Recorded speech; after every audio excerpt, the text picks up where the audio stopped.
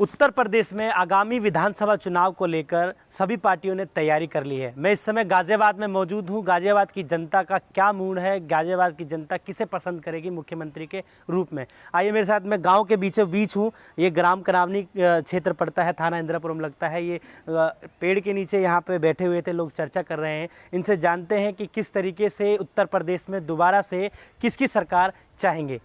स्वागत है। क्या नाम है आपका? मेरा नाम प्रदीप शर्मा है। जी प्रदीप जी, क्या चाहेंगे कि दोबारा से योगी आदित्यनाथ की सरकार इस बार आए, या किस सरकार को आप चाहते हैं कि सरकार उत्तर प्रदेश में बने? देखिए, उत्तर प्रदेश में माननीय योगी जी की सरकार आनी चाहिए जी। क्योंकि इसमें हमें बहुत बड़े फायदे मिले हैं। एक तो हमारा सबसे बड़ा मुद्दा था श्री राम मंदिर का। श्री राम मंदिर मुद्दा जो कई सौ वर्ष से चला आ रहा था, वो हमारा पूर्ण हुआ। जी। और 370 जैसी धाराएं हटी। मोदी जी ने बहुत बड़ा अच्छा कार्य किया है। जी। और बीजेपी है तो मुझे लग रहा है कि आगामी में हमें को लोगों को कोई दिक्कत नहीं होगी। जी। क्या लगता है किस शर्त के साथ और किस उसके साथ चुनाव में उतर रही है बीजेपी? क्या कार्य है, क्या विकास किया है उन्होंने, किसको लेकर के बीजेपी को वोट आप देंगे? देखिए, जैसे अभी कोरोना काल में चल रहा था, गरीब असहाय लोगों को काफ़ी मदद की है इस सरकार ने। और हर जगह कोरोना के वैक्सीन वगैरह लग रही हैं। और आपके इस गांव में क्या क्या विकास हुए हैं? आप इस गांव में रहते हैं, कई सालों से इस गांव में आपका निवास है। आपके दादा, आपके परदादा यहाँ मौजूद रहे, उनके बाद आप लोगों पे कमान आई है। तो क्या कहेंगे इस गांव के बारे में? क्या क्या विकास है इस गांव में, आपको मूलभूत सुविधाएं मिली? देखिए, मैं कहना चाहूँगा, गांव में तो अभी तक कोई सुविधा नहीं मिल पाई है। बाकी जो कॉलोनी है, कनावनी की जो कॉलोनी है, उसमें खरंजे नाली इसका कार्य हुआ है। और जो शमशान घाट है उसमें भी थोड़ा कार्य हुआ है हमारे यहाँ से। और नलकूप भी लगाए गए हैं। और स्ट्रीट लाइट जो सोलर वाली हैं वो लगाई गई हैं। रोड पे पुस्ता पे जो है स्ट्रीट लाइट हैं, उनका कार्य हुआ है, वो चालू कर दी गई हैं। तो इन्हीं सब मुद्दों को लेकर के आप बीजेपी को वोट डालेंगे? जी। जी। मेरे साथ कुछ और लोग भी गांव के मौजूद हैं, उनसे भी बात करेंगे, जानेंगे कि इनके मूड और उत्तर प्रदेश के एक नए मुखिया के रूप में किसका चेहरा देखना चाहेंगे। क्या नाम है आपका? खेमचंद जी। क्या कहना चाहेंगे जी खेमचंद जी, जिस तरीके से उत्तर प्रदेश में आगामी चुनाव को लेकर तैयारी चल रही है, सभी पार्टी जो है वो अपना दावा ठोक रही है कि हमारी पार्टी आएगी, तो आप क्या कहना चाहेंगे? आप किसको वोट देंगे? वोट उसको मिलेगी जो यहाँ विकास का काम करेगा। जी। 18 साल से लेकर 29 साल तक के युवा करोड़ों की संख्या में हैं, जो सरकार को ढूंढते डोले हैं, जिनको सरकार ने नौकरी देने का वादा किया है। उस सरकार को वो 18 से 29 साल के युवा ढूंढ रहे हैं कि सरकार है कहाँ, जो हमसे वादा किया है वो नौकरी क्यों नहीं मिल रही। अभी हमारे पंडित जी भाई ने कहा था कि गांव में विकास 2012 से लेके आज तक यहाँ कोई विकास नहीं हुआ है। ना यहाँ कोई अंदर गांव के अंदर खरंजा लगा है, ना कोई सीवर लाइन चल रही है, ना कोई यहाँ वाटर लाइन चल रही है। लोग पानी के लिए तरस रहे, ना ही गंदे पानी की कोई निकासी है।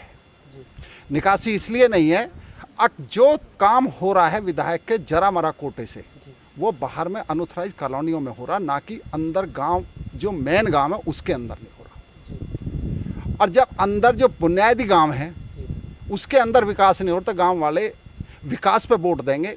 ये तो अब समय बताएगा कि विकास कौन करेगा और किसको वोट मिलेंगी।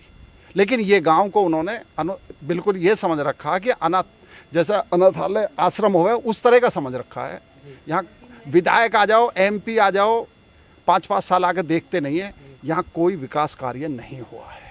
और बीमारी इतनी ज़बरदस्त चल रही है, अब बीमारी के लिए जो ये गंदा पानी है, ये बीमारी इतनी फैला देगा, अब यहाँ कंट्रोल नहीं हो पाएगी। पिछले कोरोना काल में कम से कम यहाँ 40 डेथ हुई हैं। किसी ने, एक भी नेता ने या किसी ने भी आगे ये देखा कि यहाँ क्या हुआ है। तो वोट मिलेगी विकास पर, स्वास्थ्य पे। तो आप किसको वोट देंगे? आप क्या कहना चाहेंगे कि किसका नया चेहरा जो है वो आना चाहिए? नया चेहरा जो विकास का भरोसा देगा, वोट उसको मिलेगी। जी देखिए, इनका साफ तौर पे कहना है कि जो विकास करेगा वो सत्ता हासिल करेगा।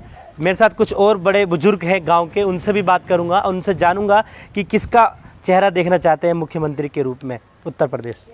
क्या नाम है आपका? महेंद्र जी। बताएं सर कि किस तरीके से किसका? भाई, गांव का तो कोई विकास आज तक नहीं करा, कोई सी सरकार भी आ ली।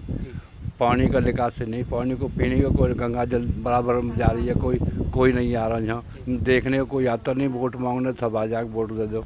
जब वोट मांग रहे तो काम भी करके दिखाए गांव में कुछ। भाई गांव में आप देखो डोल के क्या निकलने का रास्ता नहीं है पानी का कहीं भी। गांव में इतना परेशान है, क्या वोट दे बताओ, क्या दे वोट जब जो काम ही नहीं हो रहा हो और करने को तैयार ही नहीं है। भाई एक बार आके फिर कोई आने की ज़रूरत नहीं है कहीं यहाँ, फिर वो तो अपना कुर्सी मिल गई उन्होंने, क्या जरूरत पड़ रही है देखने के पीछे। तो आदमी गांव का विकास करेगा वोट तो उसे मिलेगी, कोई भी हो। किसी एक पार्टी को सपोर्ट करते हैं आप जो इस गांव को एक अच्छा सुविधा, मूलभूत सुविधाएं देगा? ऐसा गांव को योगी बढ़िया आदमी है, हम जो नहीं कहते बढ़िया नहीं है। फिर विकास उसने भी नहीं कराया गांव का कोई ऐसा, कोई पानी का या कोई सड़क का या कोई ऐसा कोई विकास गांव में हुआ नहीं है। लिकार नहीं है, तुम आप डोल के देखो क्या दिन है। कानून ये पंकज जी आए हैं, दिखाया उसे कि भाई ये देखो निभा जी करवाएंगे, आज तक तो करवाए नहीं है। उन्हें वोट देने में फ़ायदा क्या है? फ़ायदा उसे दिया जाए जो काम करे, कोई एक चेहरा। हाँ भाई देखो, वैसे तो जोगी बढ़िया आदमी है, हम जो कहना है वो नहीं आना चाहिए हुई, फिर गांव का विकास तो करे। कुछ और लोग भी मेरे साथ मौजूद हैं, उनसे भी बात करेंगे और जानेंगे क्या उनके मूड में है और क्या गाजियाबाद की जनता जो सोच रही है वो वाकई होगा। क्या नाम है आपका? मेरा नाम बाबू है जी, बाबू खान। हाँ, ये बताएं उत्तर प्रदेश में किसका चेहरा देखना चाहते हैं मुख्यमंत्री के? देखो जी, हम तो यही कहेंगे कि जो अच्छा काम करे वो मुख्यमंत्री बने जी। बस गांव के लिए, बच्चों की पढ़ाई के लिए, नौकरी के लिए है जी, और गांव के अच्छे विकास के लिए। मेरा देखो ये काम फेरी का, इस गांव में मैं पहले भी कई बार आ चुका हूं। इस मामले में तो रास्तों के और नाली के और पानी के मामले में तो सबसे पीछे देखा जा रहा है जी मुझे। ऐसा मेरा कोई भी ऐसा आसपास के जितने भी गांव हैं ऐसा किसी गांव में नहीं देखा मैंने कि जैसा यहाँ पे। हमारा तो फेरी का डेली का काम है, बाकी यहाँ पे सबसे ज़्यादा जो है रास्तों की दिक्कत मुझे सबसे ज़्यादा नज़र आई। समझे, काम वो करना चाहिए। कोई भी है जो भी प्रधानमंत्री बनेंगे इनके यहाँ के मुख्यमंत्री बनेंगे, गांव का विकास सबसे मेन चीज़ है बस, और उनको सपोर्ट मिलनी चाहिए। तो आप किसी एक पार्टी को सपोर्ट करते हैं जिसको वोट देना चाहिए? हमारा तो यही है जी कि जो हमारे गांव को देखे और जो हमारे गांव का लिखाई का, पढ़ाई का, नौकरी का है और रास्तों का है, पानी का है, सीवर का है, लाइन का है, ये सारे काम जो हमारे करेंगे उनके लिए हम सपोर्ट रहें जी। देखिए कुछ और लोग भी हैं, बारी बारी से मैं उनसे सभी से सवाल कर रहा हूं और जान रहा हूं कि उत्तर प्रदेश में जो मुख्यमंत्री का चेहरा देखने के लिए किस मूड में है। आम जन जो है वो परेशान है, काफ़ी आक्रोश में है। इनसे जानते हैं। क्या नाम है आपका? मेरा नाम टुनटुन सिंह है जी। बताएं टुनटुन सिंह जी, किस तरीके से आप उत्तर प्रदेश में नया चेहरा देखना चाहेंगे? देखिए, हमें तो यहाँ रहते हुए 8 साल हो गया। हम लोग जब यहाँ के मतलब अपना छोटा मोटा हम लोग का रोजगार है जी। हम लोग मंडी से आते हैं, किसी रिक्शा वाले, किसी ऑटो वाले से बोलते हैं भैया कनाउनी जाना है, बोलता है भैया हम कनाउनी नहीं जाएंगे। भैया क्यों नहीं जाओगे? भैया वहाँ के रोडें बहुत ख़राब है, थोड़ी सी बारिश पड़ जाती है यहाँ इतने पानी भर जाते हैं। पंकज सिंह विधायक जी भी आए थे यहाँ पिछले साल, बोले थे कि हमने 1 महीने के अंदर सारे नाली को सुधार करा देंगे। उसके बाद तो दोबारा नज़र भी नहीं आए। क्या लगता है किसको वोट देना चाहिए? देखिए, हमें तो वही कहता है जो विकास करे उसी को सहयोग देंगे। जी जी। देखिए एक और भाई बैठे हैं, उनसे भी जानते हैं कि क्या इनके मन में चल रहा है, क्या इनका मूड है। जी, क्या नाम है आपका? दिलीप कुमार नाम है जी। दिलीप जी, ये बताएं कि उत्तर प्रदेश का नया चेहरा किसको देखना चाहेंगे, या फिर से वही चेहरा देखना चाहेंगे जो विकास कार्य कर रहा है? विकास कार्य तो अभी इस गांव का कुछ हुआ ही नहीं है आज तक, लेकिन जो भी बीजेपी सरकार में काम हुआ है बाहर अदर राज्य जो हैं वहाँ पर हुआ है काम।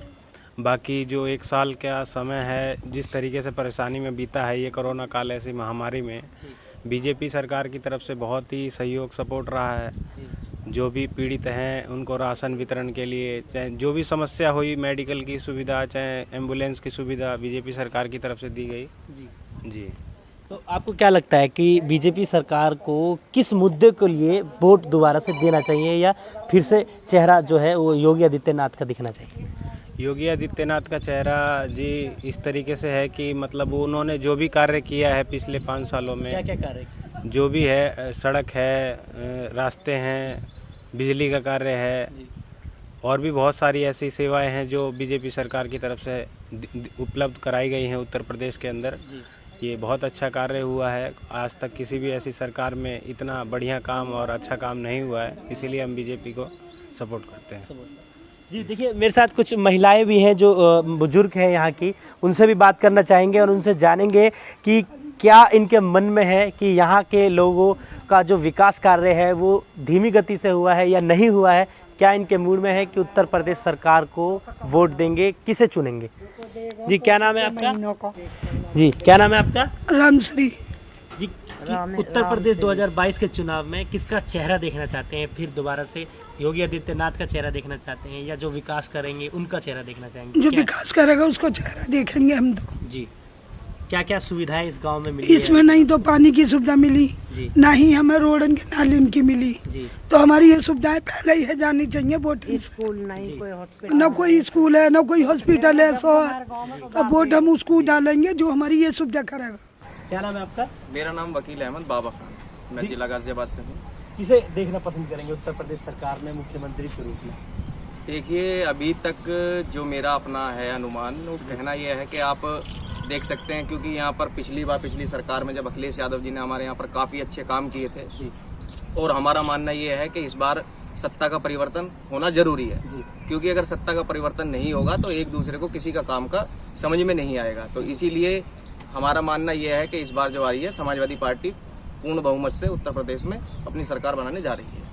क्या लगता है कि वीरान पड़े हैं, जो साइकिल ट्रैक है वो वीरान पड़े हैं, कोई उसका इस्तेमाल नहीं करता है? आपको नहीं लगता है कि कहीं ना कहीं अखिलेश सरकार में वो एक जो पैसा का, जो आम लोगों का पैसा है उनकी जेब पे खर्च पड़ा था, उसकी वजह से? नहीं, देखिए उसमें क्या था, वो उनका मानना ये था कि उसमें जो रोड पे अवैधीकरण अभी करे बैठे हैं, रेहड़ी पटरी वाले हुए, दुकान वाले हुए, अगर उसका सदुपयोग आम पब्लिक को करना आ जाए या उसको करने की अनुमति प्रशासन अभी भी करा दे, तो साइकिल ट्रैक का आप खुद देख सकते हैं कि साइकिल ट्रैक हमारे इस जिला गाजियाबाद के लिए कितना अनिवार्य है। क्योंकि आप रोड पर अपने इस बच्चे को स्कूल से लेकर आएंगे तो आपको ऑन रोड पे ट्रैफिक के कारण आप उस पर सही से चल नहीं सकते, शाम के टाइम आप उस पर घूम नहीं सकते रोड पे, क्योंकि चारों तरफ से अवैधीकरण है। तो इसीलिए माननीय अखिलेश यादव जी ने साइकिल ट्रैक का वो किया था निर्माण, जो कि फिर यहाँ पर सत्ताधारी पार्टी और जो गाई पसंद लोग हैं जिन्होंने उसका दुरुपयोग करके कहीं कहीं उसको तोड़ दिया, कहीं उसको निजीकरण में डाल दिया, तो प्रॉपर तरीके से साइकिल ट्रैक का उपयोग नहीं करा, ना ही आम जनता को उसका फायदा लेने के लिए आगे देने दिया। तो इसीलिए आप कह सकते हैं कि साइकिल ट्रैक जो है बहुत एक अच्छी सुविधा थी लोगों के लिए, पर लेकिन अगर आम पब्लिक तक वो पहुंचती। ऐसे में जो अखिलेश यादव हैं, बड़े दल को छोड़ के छोटे दल के साथ अब हाथ मिलाकर मैदानी जंग में उतर चुके हैं, तो क्या कहना चाहेंगे, कितना फर्क पड़ेगा और किस नज़र से आप देखते हैं इसको? देखिए, इस बार माननीय अखिलेश यादव जी ने साफ तौर पर कह चुका है कि किसी भी बड़े दल से गठबंधन नहीं करेंगे, और जो छोटे दल हैं वो सब साथ मिलकर आए और एक साथ मिलकर लड़ें, क्योंकि जो यहाँ पर सत्ताधारी पार्टी है भाजपा, आप उसका रवैया यहाँ पर देख चुके हैं, ना ही किसी प्रकार का कोई कामकाज है, ना ही किसी प्रकार की कोई भी सुविधा है। यहाँ तक भी आप देख सकते हैं पिछले सरकार में, अखिलेश यादव जी की सरकार में, जिला गाजियाबाद में एक सरकारी हॉस्पिटल सेक्शन हो चुका था, जिसकी जमीन वगैरह सब कुछ ये बोल दिया गया था कि आप देखो और पैसा पास हो जाएगा। बट लेकिन जैसी सरकार गई और आगामी सरकार ने उसके ऊपर कहीं से कहीं तक भी कोई प्रकाश नहीं डाला, और आज भी जिला गाजियाबाद एक सरकारी हॉस्पिटल से वंचित है, जो वसुंधरा हमारा जोन पड़ता है इधर का। अभी लास्ट में जब क्या है, विधायक जी आए हैं, मेयर आई हैं, अब उन्होंने आनंद फानंद में वो जमीन देखी है, क्योंकि विधानसभा से उसका बिल पारित हो चुका है कि भाई यहाँ एक हॉस्पिटल अनिवार्य है, आप इसको कार्य कराओ। तो अब उन्हें जगह नहीं मिल रही, जगह मिलती है तो मेयर साहब कहते हैं कि अभी हम हर वार्ड में जाके एक एक हॉस्पिटल बनाएंगे। जब हम उन पर आरटीआई लगा के पूछते हैं तो वो कहते हैं कि हमारे पास फंड नहीं है। तो ये बीजेपी गवर्नमेंट है, पार्षद से लेकर ऐसे में साफ है कि अखिलेश यादव की साइकिल जो है उत्तर प्रदेश में चलने लायक है या नहीं है, ये तो वक्त बताएगा। और मेरे साथ कुछ और लोग भी मौजूद हैं, उनसे भी उनकी राय जानेंगे कि किस तरीके से उत्तर प्रदेश सरकार को चलाने के लिए किसके दामन में हाथ लगेगा। बात करते हैं जी, क्या नाम है आपका? मेरा नाम दीपक नागर। दीपक जी, ये बताएं किसकी सरकार आने की उम्मीद है और को क्या लगता है किसका पल्ला भारी है? देखिए, 2022 में अखिलेश यादव और जयंत चौधरी जी की गठबंधन में उत्तर प्रदेश में सरकार पूर्ण बहुमत से आने जा रहे हैं। देखिए, छोटा दल है, मगर पश्चिम उत्तर प्रदेश में जो जाट और मुसलमान का जो भाईचारा भाजपा ने तोड़ने का काम किया, उसे कहीं ना कहीं जयंत चौधरी भरने का काम करे। और यहाँ से आप बागपत से शुरू हो जाइए और लेके बुलंदशहर, अमरोहा, सहारनपुर कहीं चले जाइए, गन्ने की बड़ी बेल्ट है। मेरे हिसाब से 325 रुपये कुंटल था इससे पिछली सरकार में। इस सरकार में 6 साल हो गए मोदी जी को, 4.5 साल हो गए योगी जी को, एक गन्ने पे 1 रुपये नहीं बढ़ा। बिजली की दरें आप देख चुके हैं, बाकी और आसपास के प्रदेशों में से सबसे ज्यादा अगर कहीं बिजली की दरें हैं तो वो उत्तर प्रदेश है। ये कहते हैं कि किसान की आय दुगनी कर देंगे। मैं इनसे पूछना चाहता हूँ, किसान की आय दुगनी कैसे कर देंगे? जो किसान की बिजली महंगी है, पेट्रोल डीजल महंगा है, जो यूरिया का 50 किलो का कट्टा था वो आपने 45 किलो का कर दिया, 5 किलो की आपने चोरी कर ली। आप किस तरह से कह रहे हैं कि हम किसान की आय दुगनी कर देंगे? दूसरा, आज हमारे देश में राजस्थान हो, हरियाणा हो, पंजाब हो, दिल्ली हो, अन्य जगहों पर किसान टिके हुए हैं। किसान क्या मांग रहा है? किसान कोई भीख नहीं मांग रहा है, किसान अपनी हक की लड़ाई लड़ रहा है। ये चंद पूंजीपतियों की किसान की रोटी को उनकी तिजोरी में रखना चाहते हैं, जिसके खिलाफ राष्ट्रीय लोकदल और समाजवादी और अन्य किसान यूनियन जो है वो लड़ाई लड़ने का काम। मेन मुद्दा क्या होगा आरएलडी का? आरएलडी आगामी चुनाव में अपना पांव पसार रही है, धीरे धीरे सब देख रहे हैं कि आरएलडी की भी पांव पसर रहे हैं। हालांकि मुजफ्फरनगर के चुनाव में भी आपने ये देखने को मिला हमारे, और सभी जो तमाम जो जितने भी पंचायती चुनाव हुए थे उसमें भी अच्छे परिणाम निकल के सामने आया। क्या कहना चाहिए, क्या लेके आप लड़ेंगे? देखिए, आगरा में जो चुनाव हुआ पंचायत चुनाव, उसमें कहीं ना कहीं बीजेपी को हार मिली है। मैं आप लोगों को बता दूं कि मुजफ्फरनगर से चौधरी अजीत सिंह चुनाव लड़े, बेशक से प्रशासन ने हरा दिया हो 4500 वोटों से, मगर उन्होंने एक बात कही थी कि मैं हारा नहीं हूँ, मैं जीता।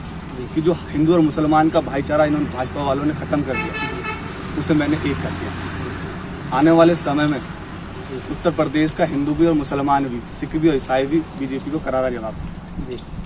तो साफ तौर पे कहना है कि अपनी अपनी पार्टियों को लेकर के इनका कहना है कि आरएलडी भी इस बार दावा कर रही है कि उत्तर प्रदेश सरकार में अपनी कहीं ना कहीं जगह बनाएगी, अपने शिकंजा कसेगी। मेरे साथ कुछ लोग और मौजूद हैं, उनसे बात करेंगे। जाहिर सी बात है कि गमछा आप देख रहे हैं, ये भगवा अंगोछा है, इससे साफ पता चलता है कि बीजेपी के सपोर्टर होंगे और किस तरीके से उत्तर प्रदेश में आने का दावा कर रहे हैं। दोबारा से आएगी सरकार या नहीं आएगी, उनसे लेकर बात करते हैं। क्या है इनके मुंह में? क्या नाम है आपका?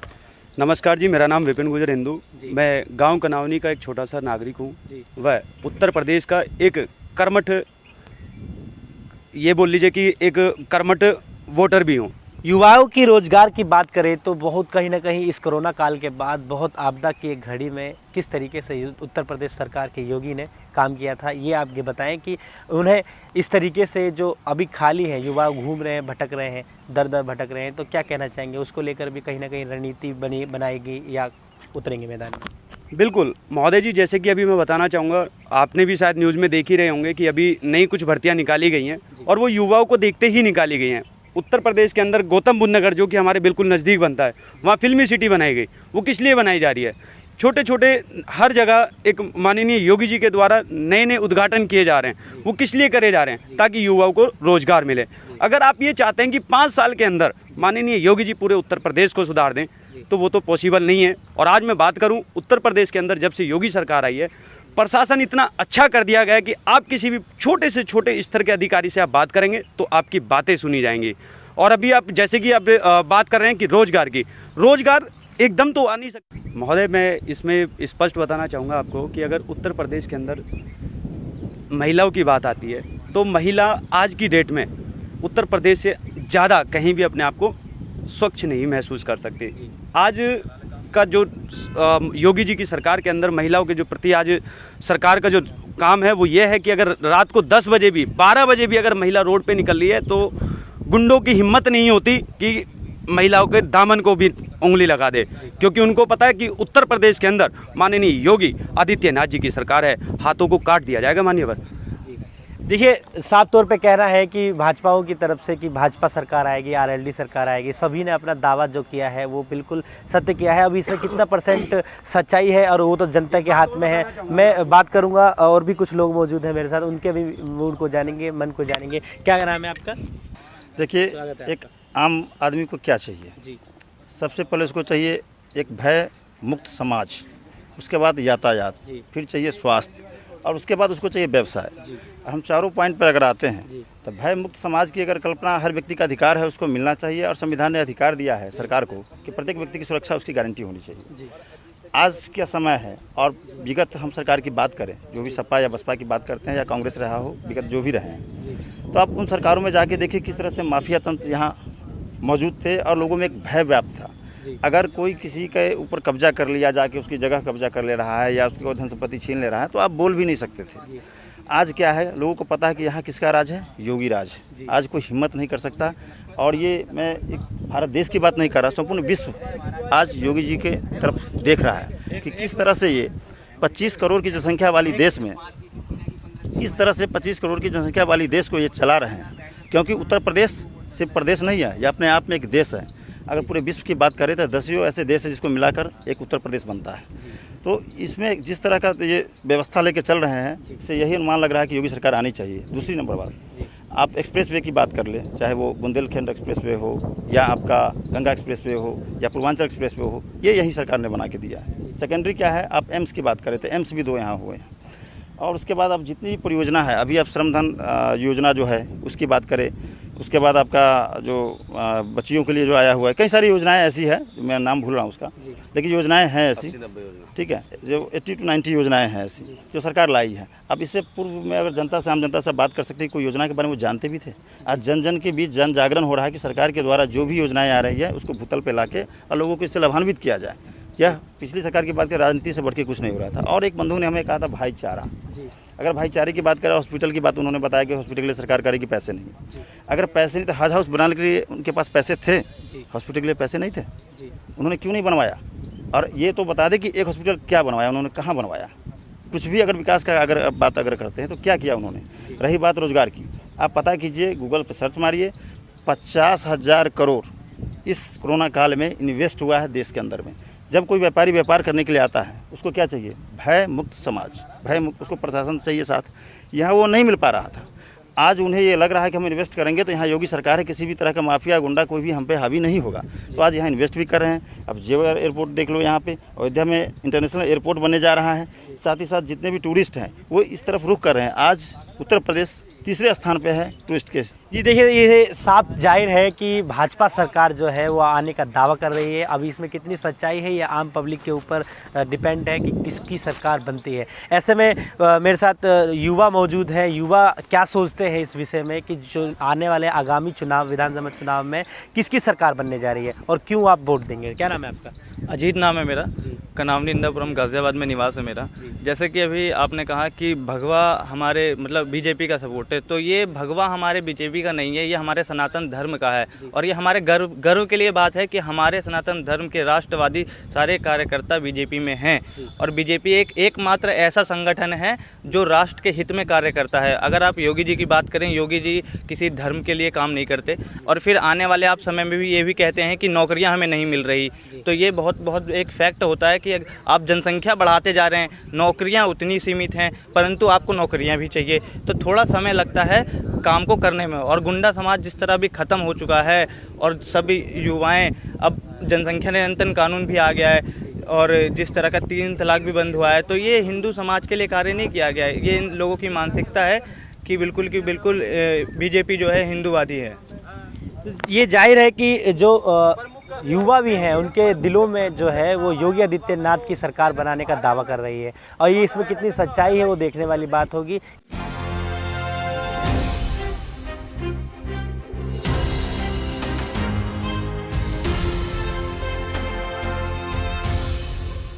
ये है प्राइम न्यूज, क्योंकि सच जरूरी है। कोविड संक्रमण के बीच आर्थिक संकट से जूझ रहे पर्यटन उद्योग और चारधाम यात्रा से जुड़े कारोबारियों के लिए मुख्यमंत्री श्री पुष्कर सिंह धामी ने लगभग 200 करोड़ रुपए के आर्थिक पैकेज की घोषणा की है, जिसका लाभ लगभग 1,64,000 लोगों को मिलेगा। इसका एक ऐसा सिस्टम बनाएंगे कि ये जो धनराशि है वो जो लाभार्थी हैं उनके सीधे खाते में पहुंचेगी। उसमें उनको कहीं भटकना नहीं पड़ेगा, कहीं वो नहीं होगा। उसमें हम सिंगल विंडो सिस्टम के आधार पर काम करेंगे। पर्यटन से जुड़े 50,000 पंजीकृत व्यक्तियों को 2,000 रुपए की दर से 6 महीने तक आर्थिक सहायता दी जाएगी। पंजीकृत टूर ऑपरेटरों और एडवेंचर टूर ऑपरेटरों, रिवर गाइड्स और नैनीताल और टिहरी झील के बोट संचालकों को 10,000 रुपए की दर से आर्थिक सहायता उपलब्ध कराई जाएगी। इन क्षेत्रों में व्यावसायिक गतिविधियों के लाइसेंस शुल्क में भी छूट दी जाएगी। सार्वजनिक सेवा यानों के 1 लाख से अधिक कार्मिकों